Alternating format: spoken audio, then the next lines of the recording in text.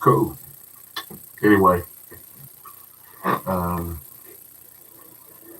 and I'm only here because I'm totally pissed. How the hell is Hugh Jackson going to sit there and say he got lied to when he saw the roster that he had? And any good coach is going to look at the roster and go, "Damn, this roster sucks. What should I do with this roster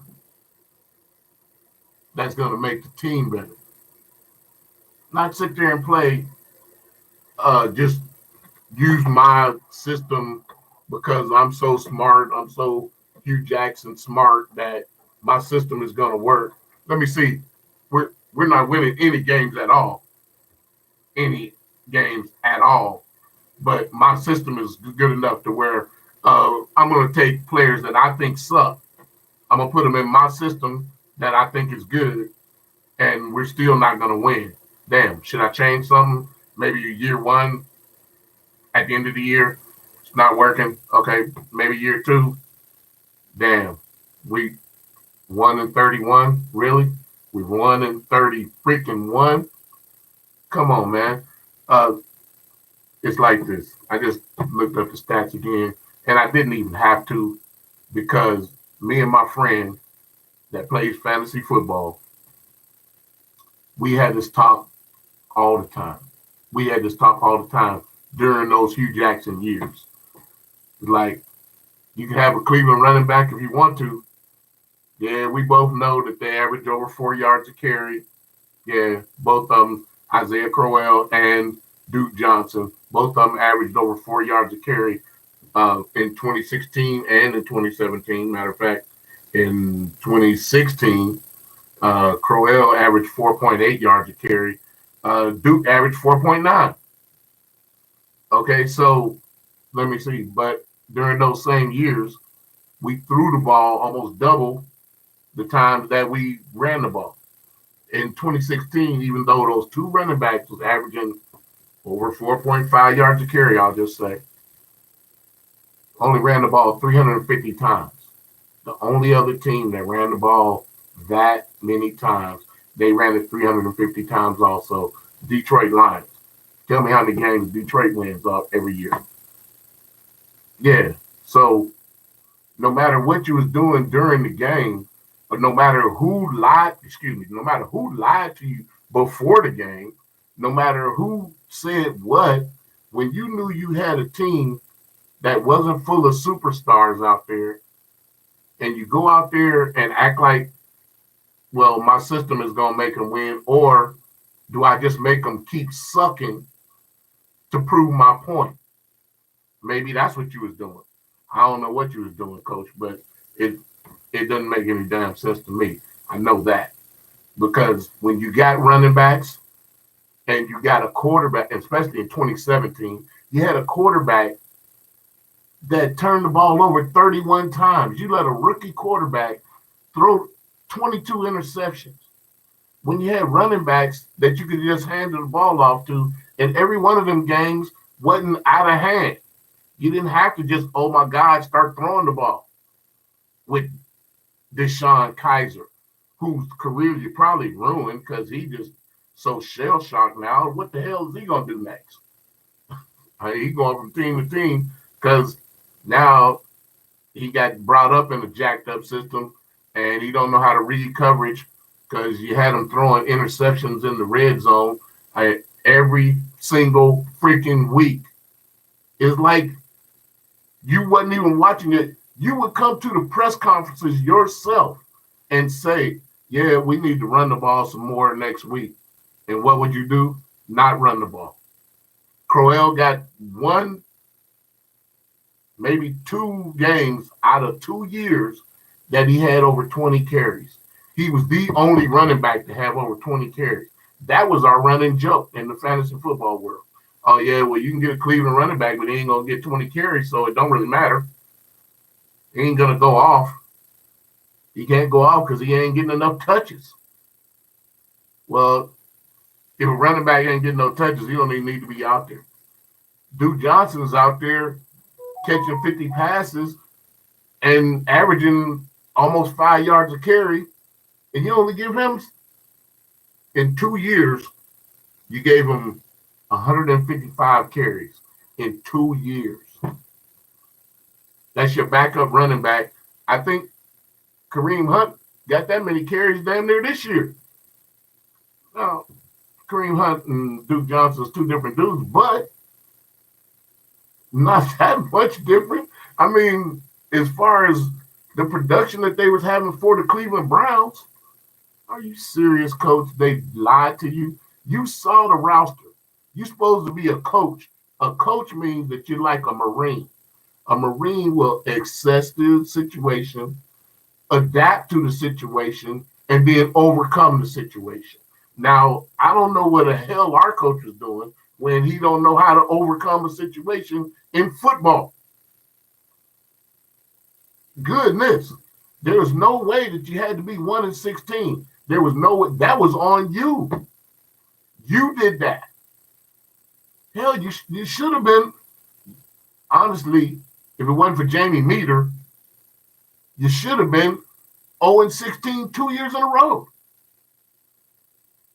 So, coach, seriously, don't come back with this revisionist history stuff, dude. I watched the games. I cannot remember being as pissed as I was after every game, saying, "Oh my God, I cannot believe that I'm sitting here complaining about coaching."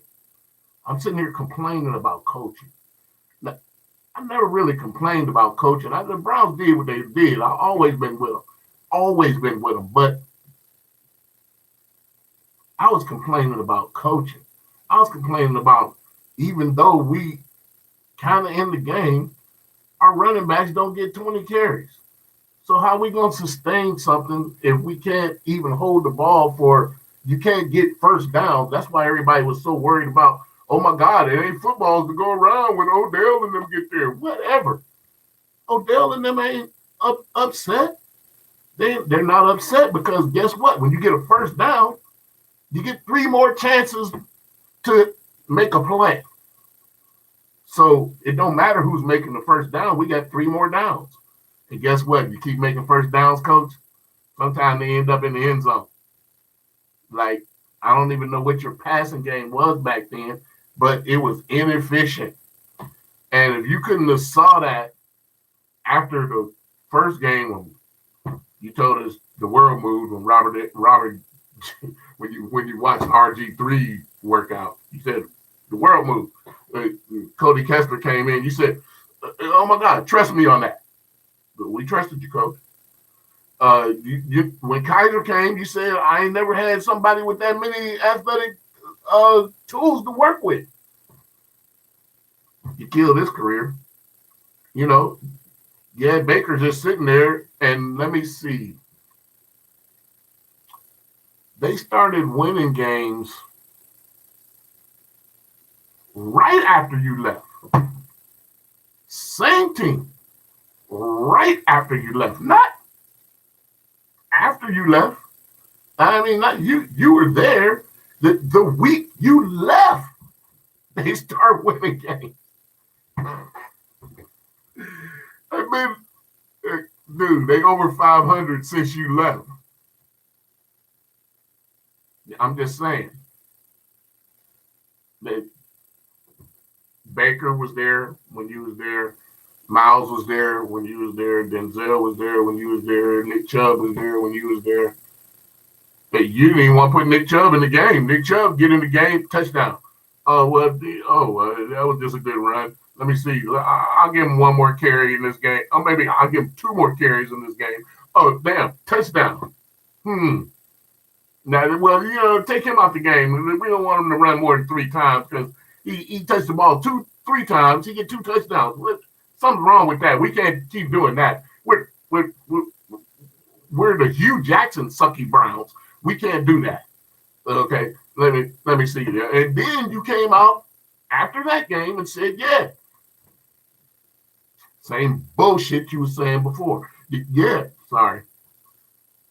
Yeah, I'm going to run him more. And what'd you do? Started Carlos Hyde, kept running them. The general manager had to trade Carlos Hyde, who would have been fine just staying on the team. He had no problem with Nick Chubb being good. Okay. He ain't got no problem with any other running back he ever been running with that's good. He wasn't having that issue. But somehow you had that issue with him. I just don't get it. Once again, he had to trade Carlos Hyde so that you would actually see that Nick Chubb was a good running back.